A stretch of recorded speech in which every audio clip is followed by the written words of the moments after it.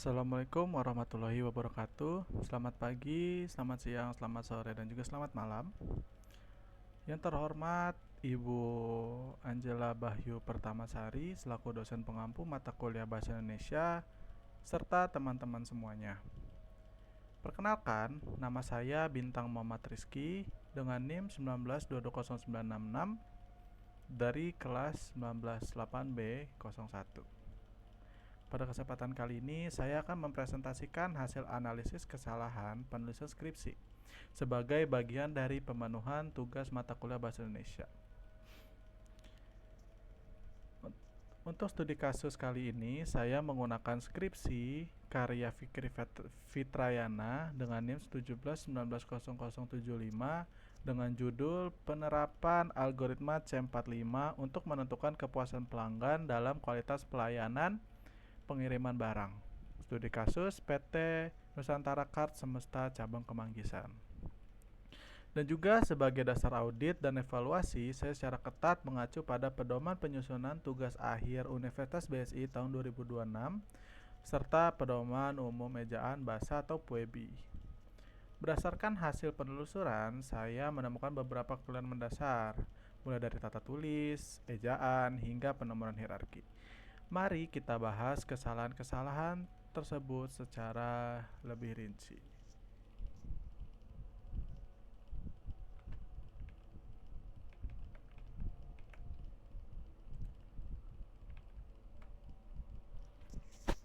Memasuki kesalahan yang pertama, itu saya mendapati adanya kesalahan penulisan judul pada halaman cover.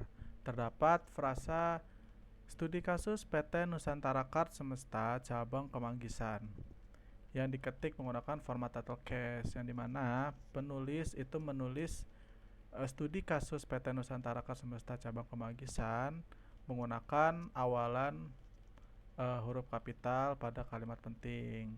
Berdasarkan pedoman penyusunan tugas akhir Universitas BSI tahun 2026, seluruh teks judul pada cover seharusnya diketik menggunakan huruf kapital semua atau all caps. Jadi contoh yang penulisan yang benar itu pada studi kasus PT Nusantara Kart Semesta Cabang Kemanggisan itu harusnya kapital semua atau all caps, bukan hanya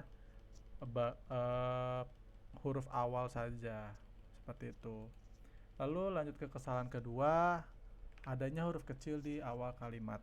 Pada isi dokumen ini terdapat paragraf yang diawali dengan frasa skripsi ini disajikan oleh penulis titik-titik-titik, yang dimana huruf S itu ditulis menggunakan huruf kecil.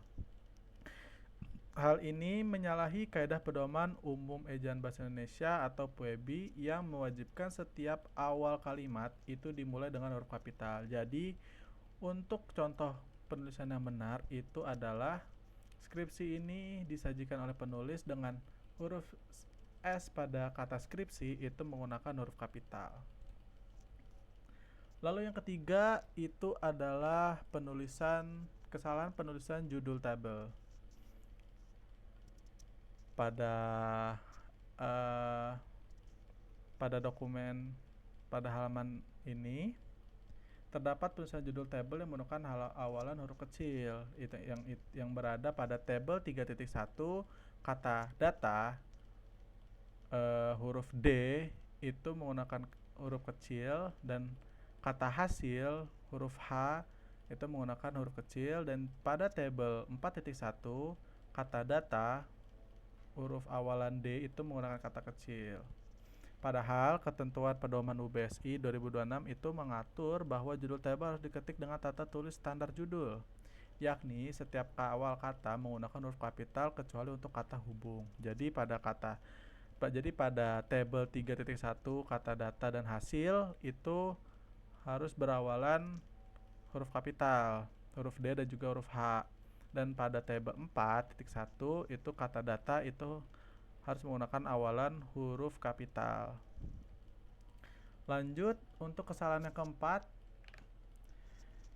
saya menyoroti adanya penulisan abstrak yang terlalu panjang karena ditulis di dalam satu paragraf yang utuh yang berisi lebih dari 200 kata. Dari analisis yang saya lakukan, menulis abstrak itu lebih dari 200 kata, yaitu sekitar 230-an kata. Jika kita merujuk pada pedoman penyusunan skripsi UBSI 2026, pada bab 2.2.5 ayat 3 itu secara spesifik diatur bahwa batasan jumlah kata pada isi abstraksi tugas akhir adalah minimal 150 kata dan maksimal 200 kata.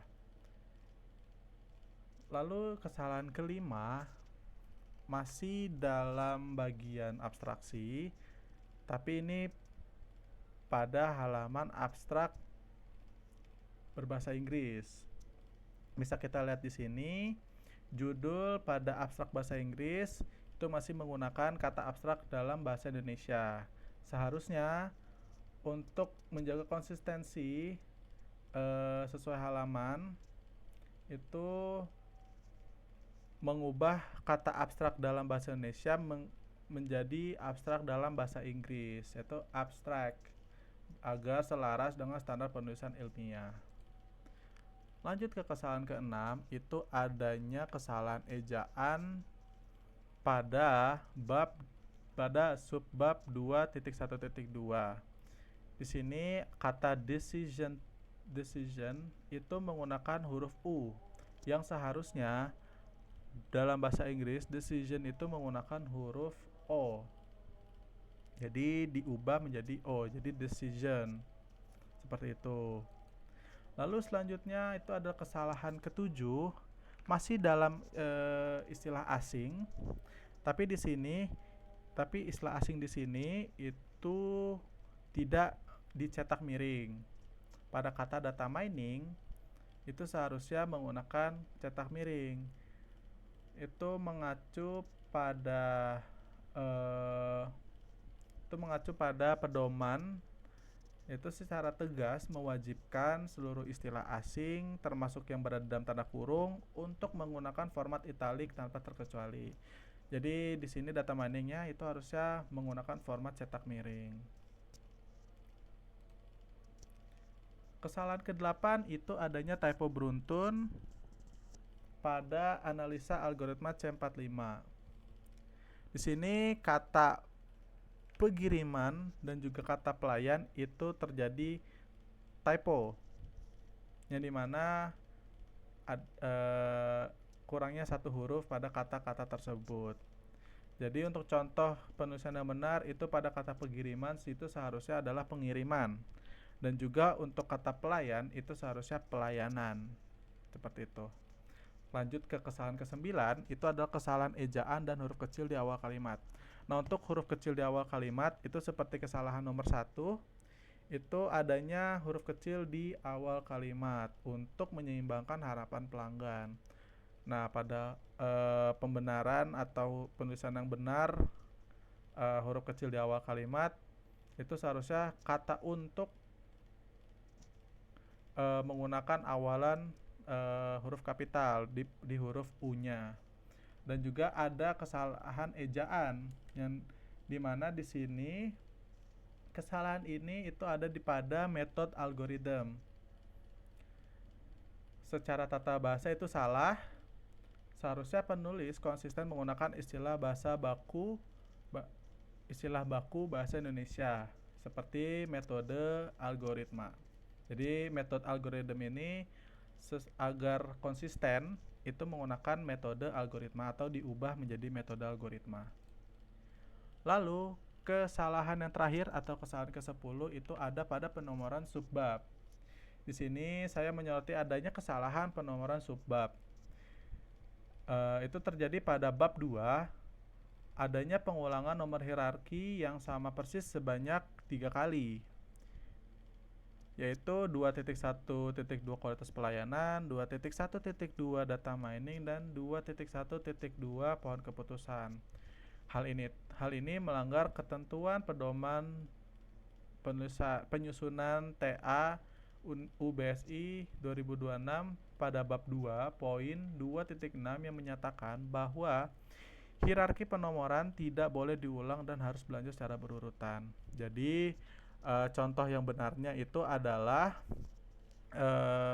2.1.2 kualitas pelayanan dilanjut 2.1.3 data mining, lanjut ke 2.1.4 pohon keputusan, dan 2.1.5 algoritma C45, dan seterusnya.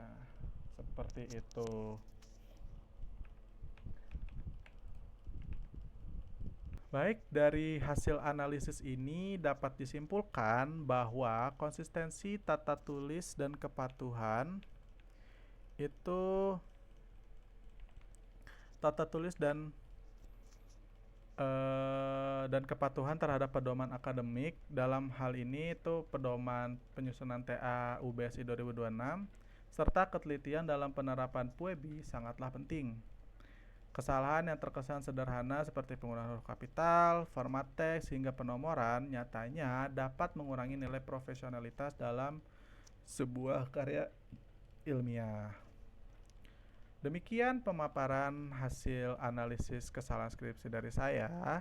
Semoga evaluasi ini bisa menjadi insight dan pembelajaran bagi kita semua agar dapat menyusun karya ilmiah dengan lebih baik, lebih teliti, dan juga terstruktur ke depannya. Terima kasih atas waktu dan perhatiannya. Mohon maaf apabila kekurangan dalam penyampaian. Wassalamualaikum warahmatullahi wabarakatuh.